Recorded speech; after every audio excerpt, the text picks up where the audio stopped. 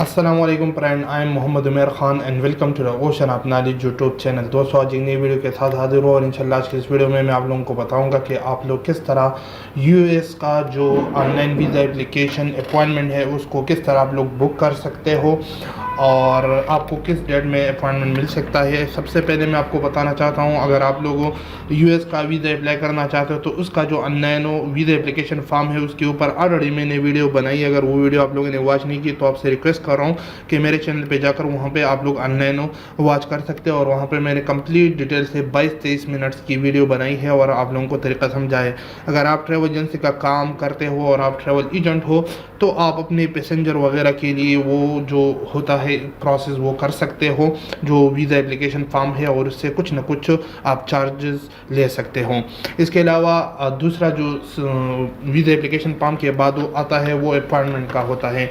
आपने यहाँ पे वीज़ा एप्लीकेशन फॉर्म फिल करने के बाद अपॉइंटमेंट पे जो यूएस का गवर्नमेंट का वेबसाइट है वहाँ पे आकर आपने अपॉइंटमेंट के लिए अप्लाई करना होता है।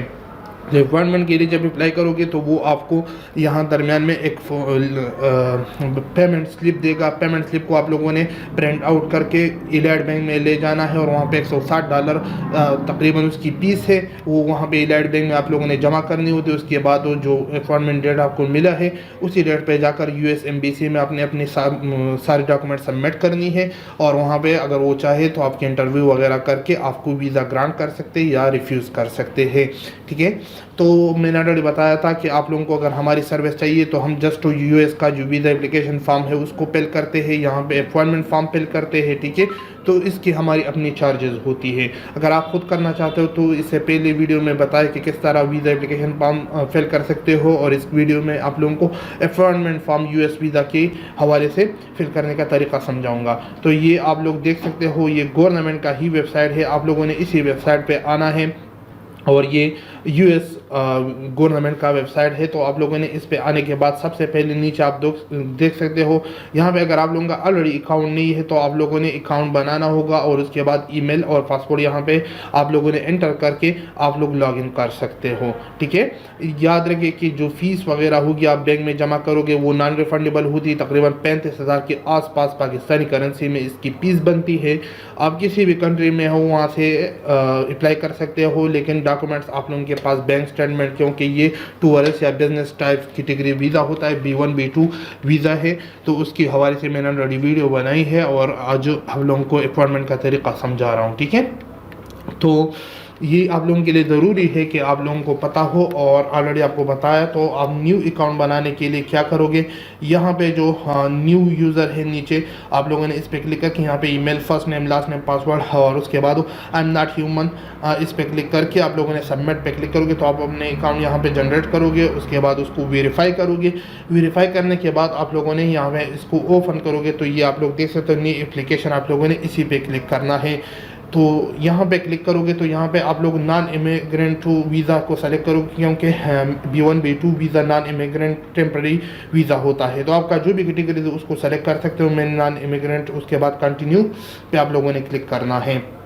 उसके बाद इस्लामाबाद या कराची जो भी एप्लीकेशन में आप लोगों ने वहाँ पे डाला होगा वो यहाँ से आप लोगों ने सेलेक्ट करना है। मैंने इस्लामाबाद को सेलेक्ट किया।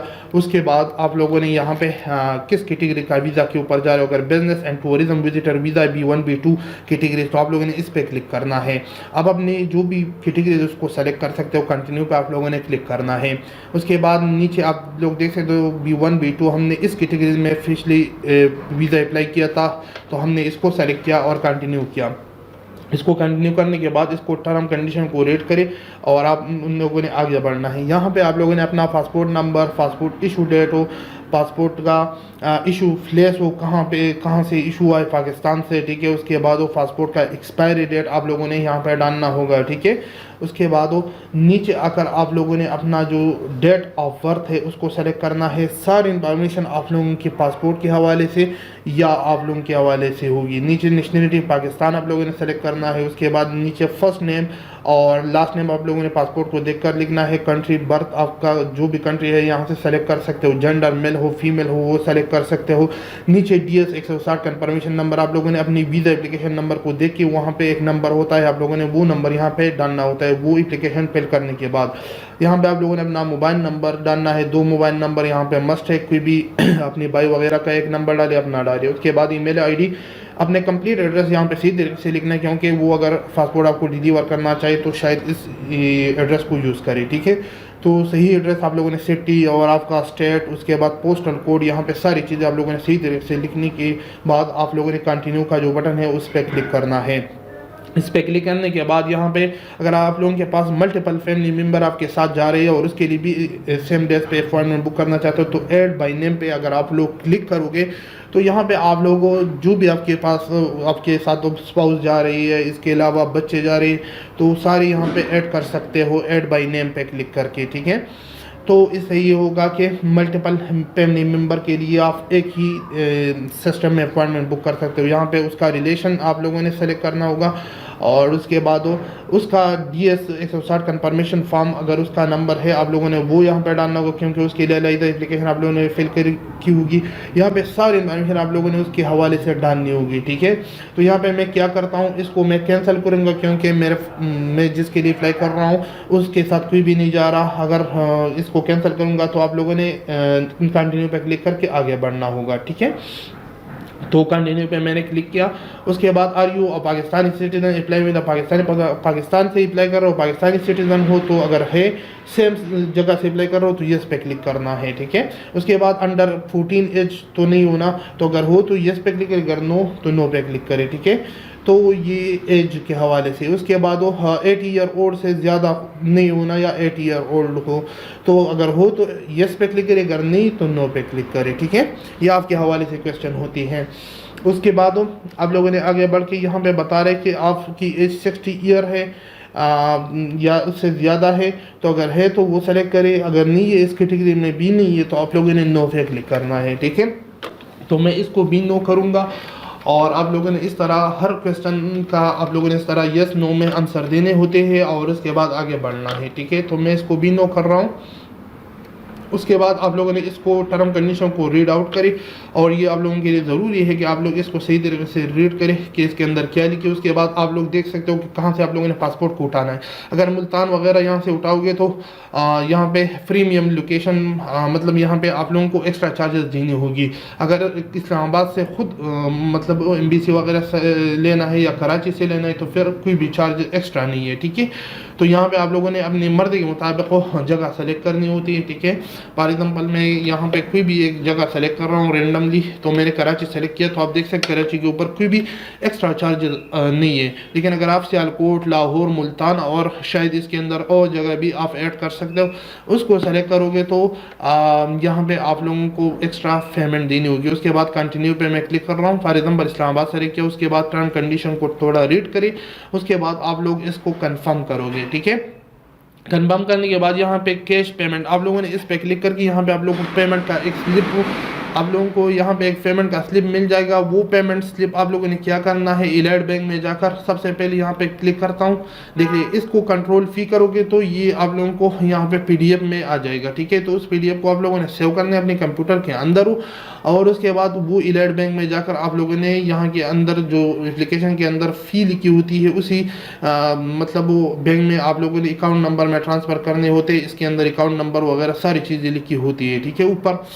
तो वहाँ पे आप पेमेंट ट्रांसफ़र करो, फिर आप लोगों ने 1 दिन से लेकर 2 दिन तक वेट करना होता है, क्योंकि आपका पेमेंट वहाँ पे अपडेट होता है ना US MBC के साइड से। तो वो अपडेट होने के बाद आप लोगों ने क्या करना है, मैं आपको तरीक़ाकार समझाता हूँ कि आप लोगों ने क्या करना होगा। लेकिन यहाँ पे सारे इंस्ट्रक्शन लिखी होती है, आप लोगों ने पेमेंट कितनी जमा करनी है और यहाँ पे सारी चीज़ें। तो मैं इसको क्लोज़ कर रहा हूँ। आप लोगों ने यहाँ पे दोबारा होम पे क्लिक करके यहाँ पे जब पेमेंट जमा करोगे 24 घंटे से लेकर 48 घंटे तक आप लोगों ने वेट करना होता है। और यहाँ पे फीस पेमेंट 160 तो आप लोग देख सकते हो, यहाँ पे आपको अपडेट हो जाएगा। उसके बाद न्यू एप्लीकेशन और शेड्यूल पे क्लिक करोगे तो यहाँ पे आप लोगों को पेमेंट का जो नंबर है वो मांगेगा जो पेमेंट की होगी आप लोगों ने। तो वो डालने के बाद आप लोगों आसानी के साथ अपने लिए अपॉइंटमेंट बुक कर सकते हो, उसके बाद कुछ भी मसला नहीं होगा। लेकिन आप लोगों ने पेमेंट जमा करने के बाद कम से कम 24 आवर वेट करना है और कभी कभार 72 आवर भी लग सकते हैं, याद रखिए ये पॉइंट, ठीक है। तो यहाँ पे आप लोगों को रेफरेंस नंबर एक मिल जाता है और वो रेफरेंस नंबर को आप लोग एक्चुअली यूज़ करके अपनी जो अपॉइंटमेंट है उसको बुक कर सकते हो। तो उम्मीद करता हूँ कि आज की वीडियो आप लोगों को पसंद आएगी। अगर वीडियो पसंद आई है तो आप लोगों से रिक्वेस्ट कर रहा हूँ कि वीडियो को ज़रूर लाइक करें, चैनल को ज़रूर सब्सक्राइब करें। अगर आप लोगों को हमारी सर्विस चाहिए तो ये जो स्क्रीन के ऊपर व्हाट्सअप नंबर आपको दिखाई दे रहा है, आप लोगों ने इस पर वॉइस मैसेज करना है और अपनी बारी का इंतज़ार करना है। तो हम आपको बताएंगे कि हम आपके लिए online visa application form fill कर सकते हैं। इसके अलावा आप लोगों का वीज़ा अपॉइंटमेंट फॉर्म है उसको भी कर सकते हैं, ठीक है।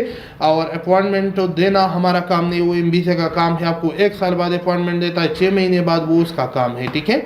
जस्ट हम अप्लाई कर सकते हैं आप लोगों के लिए। तो इसके अलावा आप लोगों ने अपने पास सारे डॉक्यूमेंट ले जाने, अगर आप बिजनेस कर रहे हो तो बिजनेस के हवाले से डॉक्यूमेंट्स हो, होटल बुकिंग, इसके अलावा फ्लैट रिजर्वेशन, जस्ट रिजर्वेशन वगैरह से आप काम चला सकते हो। अगर आप पेड करना चाहते हो तो पेड भी कर सकते हो, लेकिन उसमें अगर आप वीज़ा रिजेक्ट होता है तो आपको नुकसान हो सकता है। तो इस तरह ये चीज़ें कर सकते हो। तो मिलते अगली वीडियो में, मुझे दीजिए इजाज़त, अपनी दुआ में याद रखिए। अल्लाह हाफिज़।